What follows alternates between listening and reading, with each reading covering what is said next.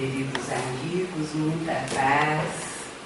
Foi com muita alegria que nós chegamos aqui, sendo abraçados por tantos amigos queridos que estão no nosso coração. É um prazer enorme estarmos aqui hoje. Amigos queridos que estão aqui, estão conosco. Nós devemos nos sentir muito honrados por estarmos dentro do Espiritismo, que nos anima o espírito para o grande processo de crescimento e evolução.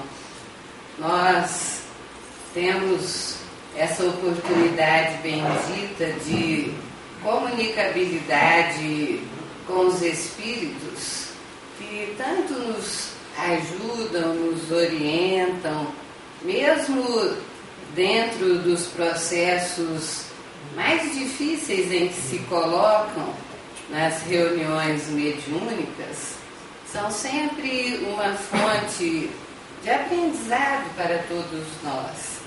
Há alguns dias dentro de uma nossa reunião, e isso está sendo quase que costumeiro dentro das casas espíritas, porque estamos vendo o amor de Jesus, a luz do Mestre, se derramando em toda parte, adentrando até mesmo os mais profundos abismos, socorrendo os espíritos que precisam de amparo e proteção, assim como nós mesmos estamos sendo banhados sempre pela luz do Mestre, principalmente dentro da oportunidade do Espiritismo.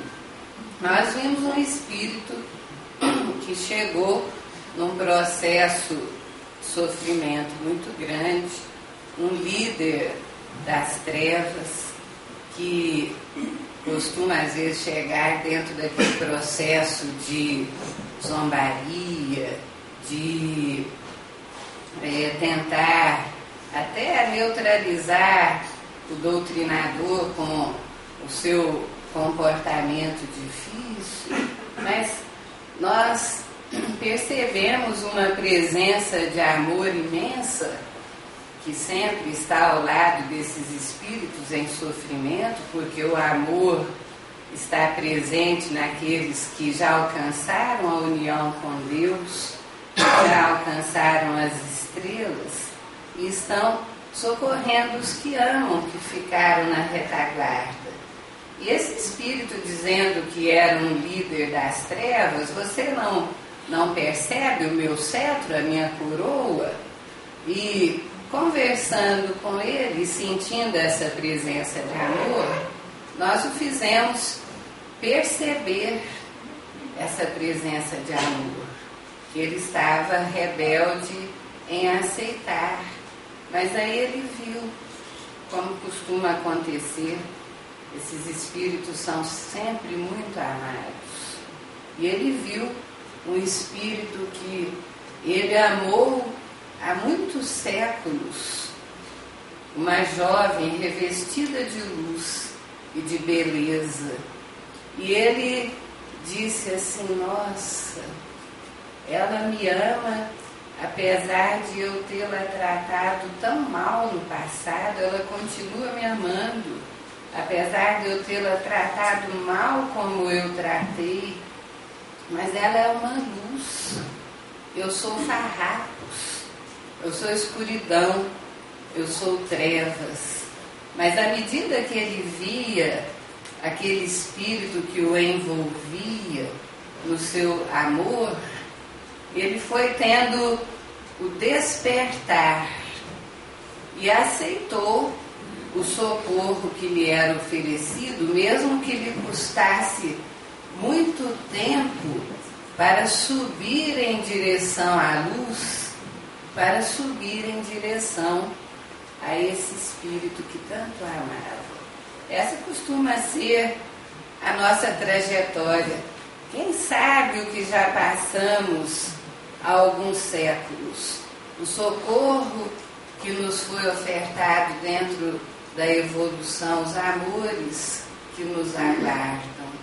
Então a nossa busca deve ser sempre a de nos melhorarmos como ser.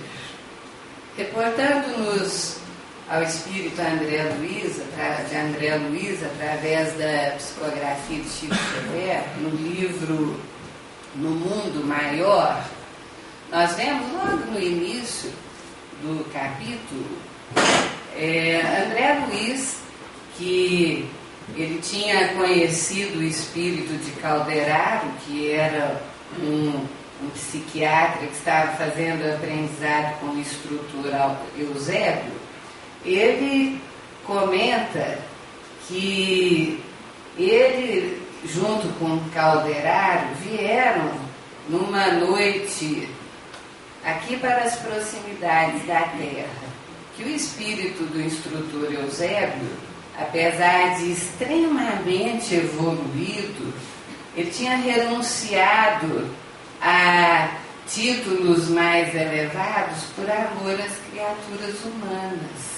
Então, ele costumava descer semanalmente aqui à Terra para dar instruções aos encarnados no momento do sono, porque era difícil para a maioria dos encarnados ascender até onde estava Eusébio. Então ele descia por amor para socorrer.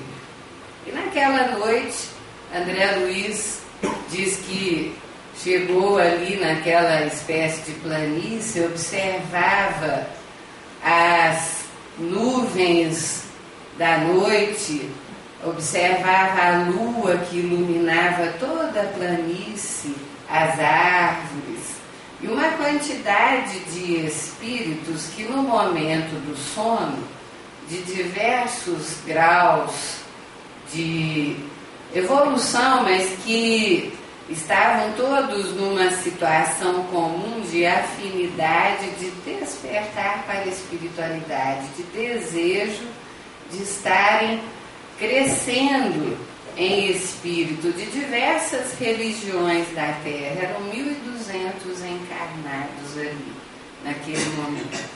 E André Luiz comenta que nos milhões, na época, o livro foi psicografado em 1947 pelo Chico Xavier, que das milhares de criaturas que estavam adormecidas naquele momento, muitos presos até mesmo aos instintos e à materialidade, aquele grupo pequeno de 1.200 pessoas estava ali reunido num processo de aprendizado, um desejo de crescimento. E ele fica analisando aquele momento. Ele que tinha sido médico aqui na Terra, e ele pensa assim: se quando eu estava na Terra, se quando lá estava encarnado, tivesse tido a oportunidade de ter os conhecimentos que ele carregava agora como espírito, de ter tido acesso a orientações da vida espiritual, de ter podido estar com aquelas 1.200 pessoas, como teria sido diferente a sua vida? Como ele teria podido ter feito melhor como médico aqui na Terra?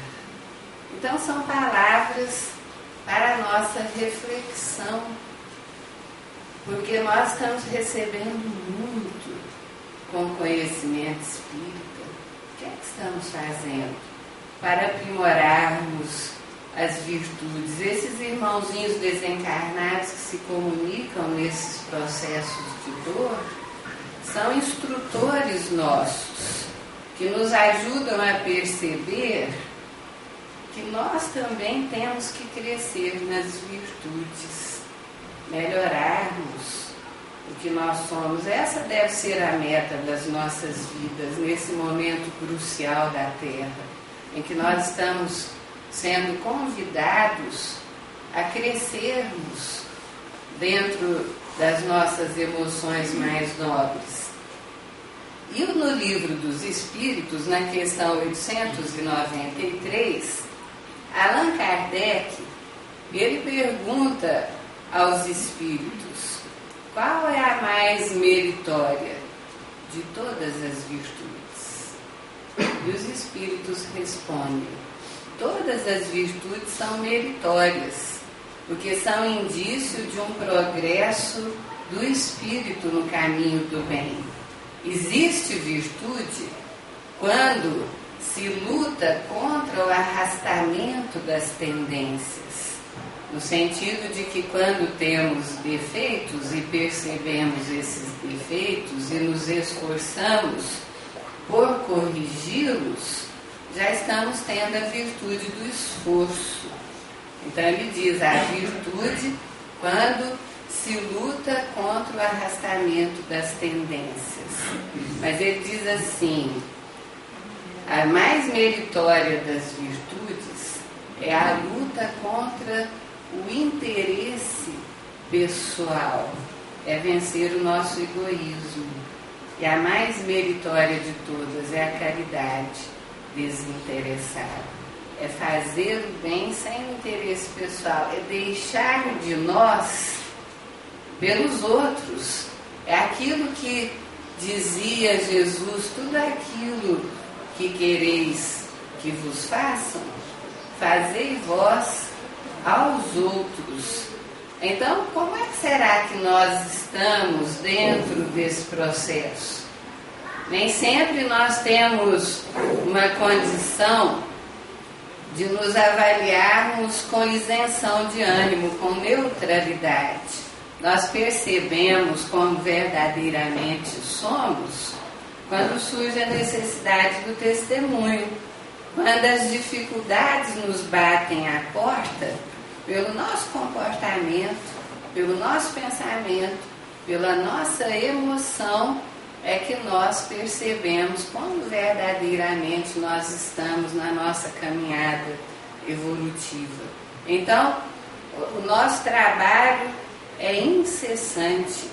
E dentro desse processo de crescimento, nós lembramos aqui uma história narrada pelo espírito de Humberto de Campos, naquele livro maravilhoso, Boa Nova, do Chico Xavier. Ali tem histórias que nos ajudam a ter a compreensão do comportamento cristão que deveríamos sempre ter. E há uma história ali que nos chama a atenção dentro desse contexto de busca pelo nosso aprimoramento, que é uma situação que acontece com Tomé. Diz Humberto de Campos ali que Jesus havia chegado na cidadezinha de Dalmanuta, que era justamente a terra de Tomé, o Dídimo, né, o irmão gêmeo. Era chamado de Dídimo porque tinha um irmão gêmeo. Dalmanuta é uma situação controversa, porque há alguns livros históricos que acham até que Dalmanuta nem existiu. Mas, de acordo com alguns, poderia ser uma cidadezinha minúscula, pertinho de Magdala. Alguns acham até que Dalmanuta e Magdala fosse a mesma coisa. Mas como Humberto de Campos se reporta a Dalmanuta, e nos históricos de alguns, Tomé seria da região de Dalmanuta, Jesus ali estava. Depois de ter feito aquele trabalho grandioso da multiplicação dos pães, dos peixes, de ter trazido as pessoas a pelo menos pensarem na sua grandiosidade de espírito enviado pelo Senhor, ele entrou em Dalmanuta e ali haviam muitos fariseus que começaram a questionar a Jesus, queriam um sinal dos céus, como se ele não estivesse dando o tempo todo esse sinal dos céus pelo seu comportamento, pela sua conduta, pelas curas maravilhosas que ele fazia, queriam um sinal dos céus, queriam que ele andasse pelos ares, caminhasse nas águas, fizesse coisas assim, fora do comum que ele já estava fazendo, levantando paralíticos, curando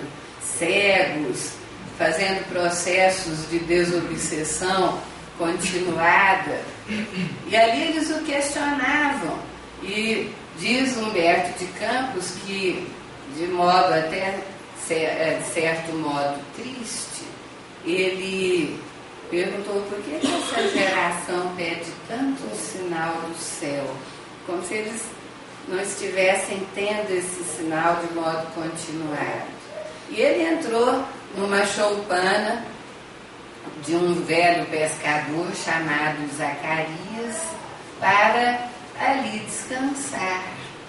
Enquanto ele descansava, daqui a pouco chega Tomé afoito, porque Tomé, segundo Humberto Campos nessa narrativa, dos discípulos de Jesus, até mais do que o próprio Judas, achava que Jesus precisava ter o amparo dos poderosos da terra, para que a sua missão de amor pudesse ter um resultado positivo.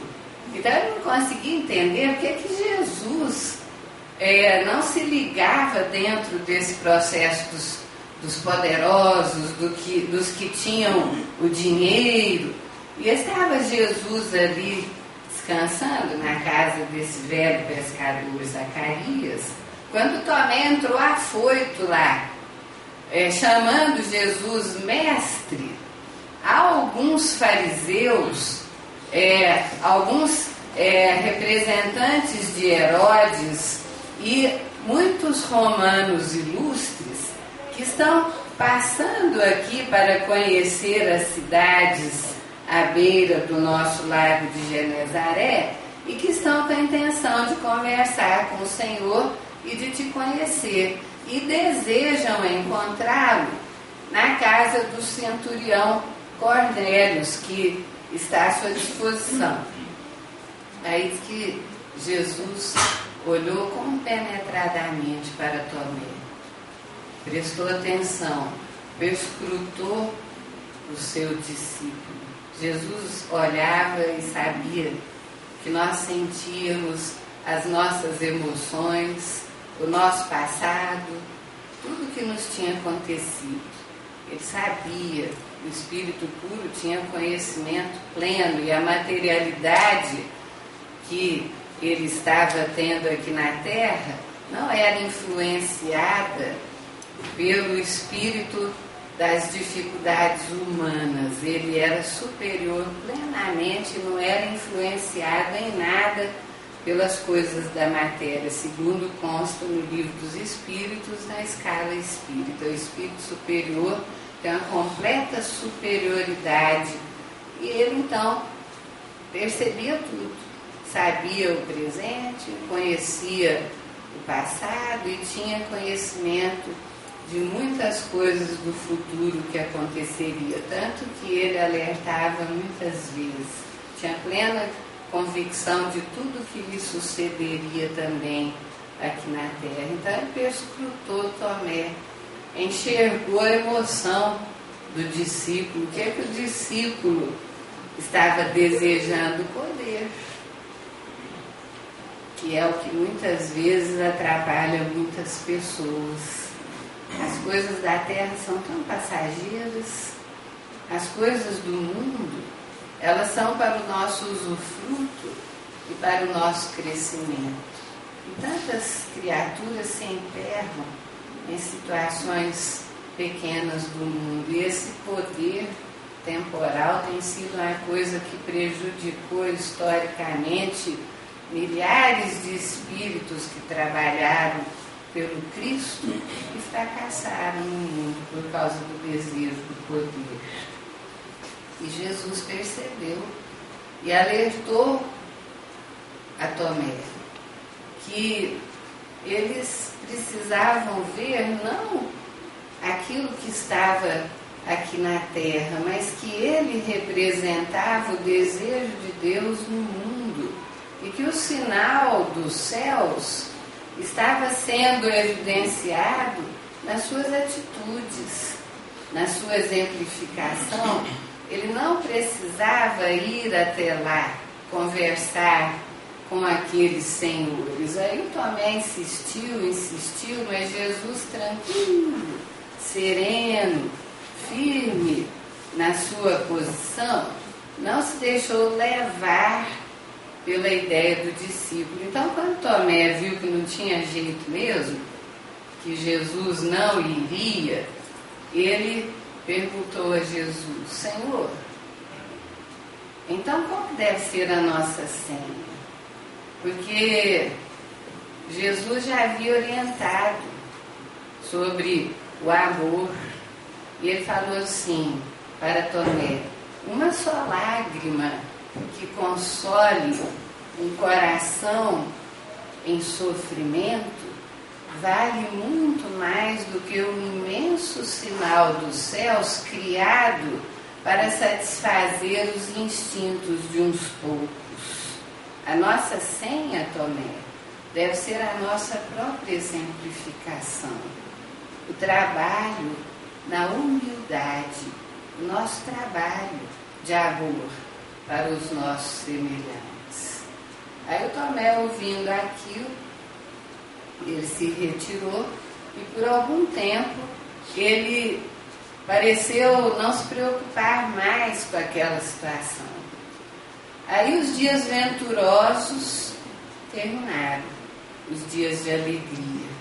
Jesus foi preso e nós conhecemos pelas narrativas do Evangelho que somente João esteve a postos como seu discípulo mais próximo, amparando Maria, dando-lhe o ombro amigo e a sustentando naquelas horas de dificuldade. As mulheres estavam ali presentes, as seguidoras de Jesus estavam juntos, não temiam como os homens, porque os homens podiam ser levados à conta de revolucionários. Então, todos os discípulos, com exceção de João, tinham debandado. Tomé também. Mas aí Tomé se arrependeu. Ele achou que estava sendo um covarde. Aí o que ele fez? Ele se disfarçou como um mendigo, tirando todas as suas características, e entrou no meio da multidão, quando Jesus estava sendo levado, protegido pelos soldados e sustentando o peso da cruz naquela dificuldade enorme. E ele abriu caminho pela multidão e foi acompanhando aquela trajetória de dor de Jesus. Presenciou tudo. Quando Jesus estava preso à cruz, ele olhou o rosto, olha só a serenidade. Ele percebeu que Jesus demonstrava no rosto a mesma serenidade dos dias venturosos. Se fôssemos nós, hein? O sofrimento total estampado ali, sabe lá que dor estaríamos revelando, e Jesus demonstrava, segundo a narrativa de Humberto de Campos, que Tomé via a mesma serenidade dos dias felizes estampada na sua face. Seus pés, que haviam caminhado nos dias alegres em trabalho de amor, estavam sangrando. Suas mãos acariciadoras, afetuosas, que trabalhavam no processo curativo e de amor, pingavam sangue como pétalas avermelhadas. E ele olhava aquilo e chorou, baixou a cabeça e chorou. E ele sentiu o olhar de Jesus sobre ele, olha só, disfarçado de tudo. Sentiu o olhar de Jesus. Aproximou-se, queria escutar dos lábios de Jesus a exprobração pela sua conduta covarde. Queria que Jesus lhe chamasse a atenção e aproximou-se. Mas Jesus simplesmente lhe disse: Tomé, a nossa senha deve ser a do nosso sacrifício completo pelo bem do nosso semelhante, o nosso desinteresse total. Aí Tomé chorou e se afastou. Ele compreendeu. Dentro do processo que os Espíritos nos falam, da questão 893, a mais meritória das virtudes é o desinteresse pessoal pelo bem dos outros. É a caridade desinteressada, é o amor vivenciado em plenitude. E ali por alguns dias, foram aqueles momentos depois da morte do Mestre, Tomé ficou analisando tudo, mas as dúvidas ainda lhe alcançavam o espírito racional ao extremo. Ele considerava Jesus, em matéria de amor, o ser mais sublime que tinha pisado na terra. Mas em matéria de raciocínio ele ainda tinha suas dúvidas, porque como é que ele deixou acontecer aquilo com ele? Então, Tomé tinha um raciocínio que lhe prejudicava os seus sentimentos, a sua compreensão, a sua emoção. Mas aí vieram aqueles acontecimentos maravilhosos que todos nós conhecemos. Maria de Magdala e outras mulheres foram no terceiro dia, que ele havia dito que levantaria o templo em 3 dias, foram em direção ao túmulo para envolvê-lo nos perfumes em ataduras melhores. E quando lá chegaram, o túmulo encontrava-se vazio. Ora, muitos até hoje, dentro de diversas conotações religiosas, acreditam que foi o corpo que voltou da morte. Ora, nós espíritas temos uma compreensão completamente diferente. O corpo morreu e Jesus havia dito: eu não vim destruir a lei, eu vim cumpri-la. Por que o corpo desapareceu? Chegaram lá, a lápide, aquela pedra gigantesca, tinha sido deslocada. Os soldados que tomavam conta estavam desmaiados no chão. Então o que aconteceu? Ora, nós temos uma compreensão que o próprio Mestre, quando desintegrou o seu corpo físico numa energia intensíssima, que deslocou aquela pedra e fez os soldados até desmaiarem. Por quê? Porque ele queria que guardassem a sua mensagem de amor. Era ela que tinha importância. Já pensou se o corpo tivesse ficado? Até hoje as pessoas estariam se ajoelhando diante do corpo, como fizeram com o bezerro de ouro quando Moisés se afastou. E chegou até lá, tinham se esquecido dos seus ensinos.